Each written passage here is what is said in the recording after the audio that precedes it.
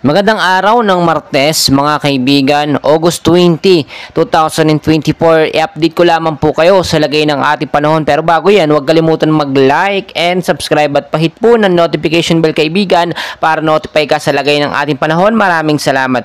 So mga kaibigan, ito po nga binabantayan natin ngayon, no?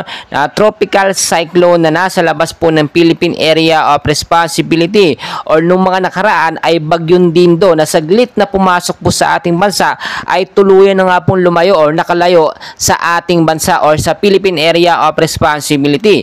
And as of now, wala po itong direktang epekto sa ating bansa mga kaibigan. Pero meron po tayong bagong sama ng panahon na binabantayan, no?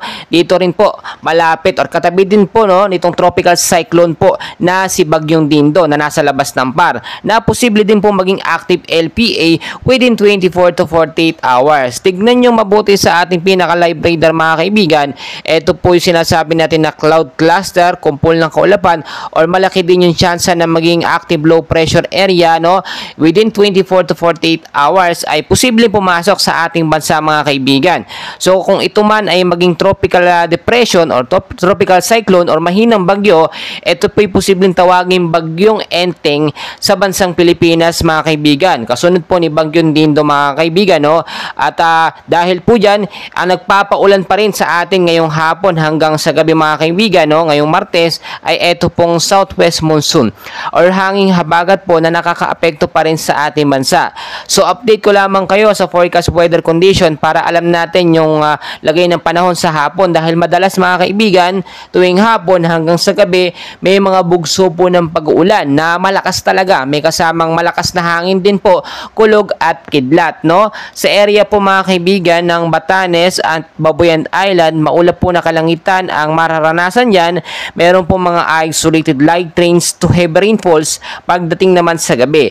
Dahil naman po yan sa southwest monsoon or hanging habagat. Samahan pa yan ng localized thunderstorm na apektado po dyan sa lugar na aking mga nabanggit.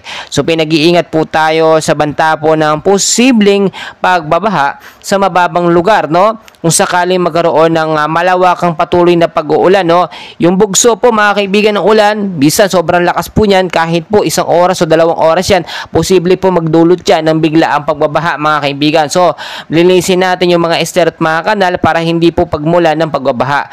Umiwas din po tayo sa mga matataas na lugar, sa mga mountainous area in case magkaroon ng pag-uulan, malaki din ang tsansa na magkaroon ng landslide. So, iwasan din yung pagputol ng mga halaman at mga puno, nakakatulong po yan para hindi magkaroon ng landslide.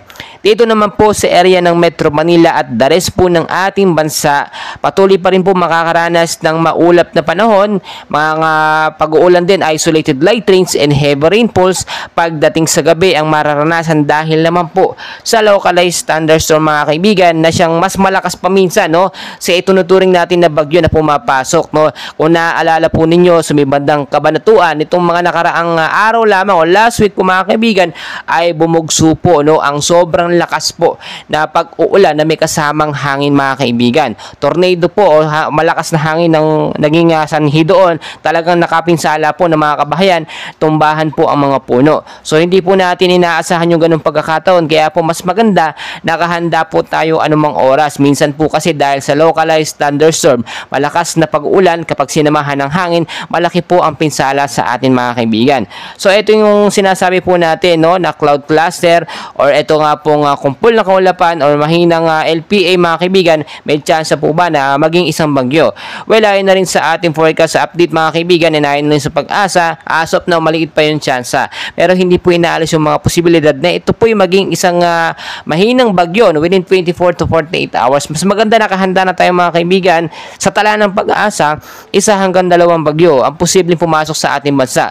So pumasok na si Bagyong Dindo at inaasahan natin na posibleng isang bagyo pa pumasok bago po matapos ang buwan ng Agosto. Kaya naman mga kaibigan, kung kayo pilalabas sa inyong mga kabahayan pagdating sa hapon at sa gabi, ugaliin po magdala ng payong, jacket, kapote, panlaban po yan sa biglaang pag-uulan. Lagi ko pong pinapaalala, always know the weather before you go para safe at handa po tayo lagi sa anumang pong banta ng panahon. Maraming